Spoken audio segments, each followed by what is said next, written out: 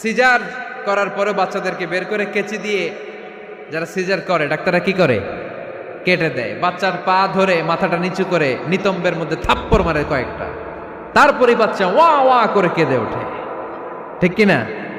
আমরা আমাদের কানে শুনি ওয়া ওয়া, আসলে সে আল্লাহর কাছে কেঁদে কেঁদে ফরিয়াদ জানায়, বলে আল্লাহ 9 মাস 10 মাস মায়ের পেটের ভেতরে ছিলাম, কেউ তো খোঁজ খবর নিল না, তুমিই তো আমার এই নাভির সাথে মায়ের জরায়ুর একটা লাইন দিয়ে, ওই এক লাইনে খাবার, এক লাইনে পানি, এক লাইনে বাতাস ঢুকিয়েছো।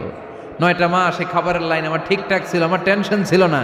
কিন্তু দুনিয়ার বুকে আসার সাথে সাথেই, এদের সাথে আমার কি শত্রুতা আমি জানি না, আসার সাথে সাথে আমার খাবারের লাইনটা কেটে দিস। আল্লাহ একটা মাত্র খাবারের লাইন ছিল, মানুষগুলো কেটে দিল, আমি এখন কি খাবো? খাবারের একটা লাইন ছিল, কেটে দিয়েছে। ওই একটার বিপরীতে তোর মায়ের বুকের ভেতরে এখন খাবারের 2টা লাইনের ব্যবস্থা করে দিলাম। খালাকাল ইনসান, তিনি মানুষ বানিয়েছেন, মানুষের যা দরকার তার ব্যবস্থাও করে দিয়েছেন। চিল্লায় বলেন ঠিক কিনা?